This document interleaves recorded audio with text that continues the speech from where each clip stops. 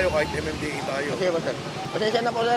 Medyo napatingit lang ng konti dito sa may side ng bus lane. Ang masama niyan, pag hindi ka namin inuna, baka sasabihin. Di okay lang po, sir. Wala problema, may violation, sir. Tanggap yan, sir. May violation po tayo.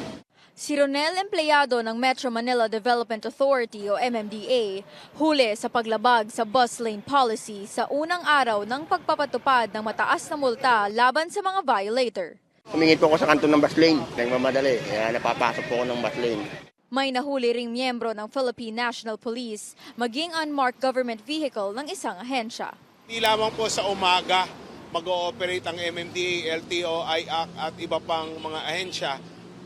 Hindi man buong araw, pero i-spread out po natin yan, lalong-lalo na po sa rush hour. Mula sa dating 1,000 pisong multa, 5,000 piso na ang singil sa unang paglabag. Pwedeng umabot ang multa hanggang 30,000 piso at ang pinakamabigat na parusa ay pagrekomenda sa LTO na ikansela ang lisensya. Umapila ang MMDA sa mga motorista at mga opisyal ng gobyerno na hindi otorisado dumaan sa EDSA bus lane na wag nang maging pasaway. May babala rin ang ahensya sa mga magtatangkang tumakas.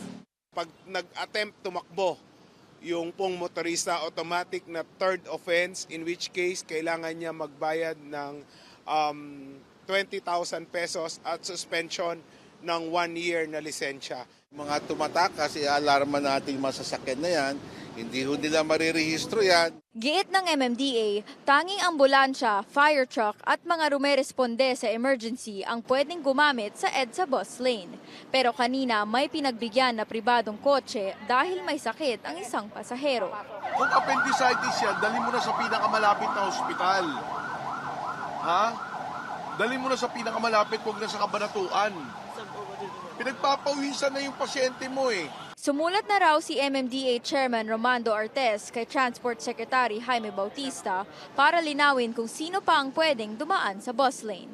Rekomendasyon ni Artes, isama ang Presidente, Vice-Presidente, House Speaker, Senate President at Chief Justice sa exemptions.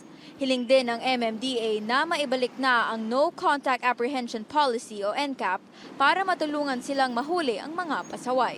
Sana naman po maaksyonan na ito dahil kailangan po talaga namin ang tulong ng technology para po mabantayan ng lansangan sa Metro Manila. Habang hinihintay natin yung desisyon ng Korte Suprema sa NCAP, karoon ng parang de facto apprehension. No?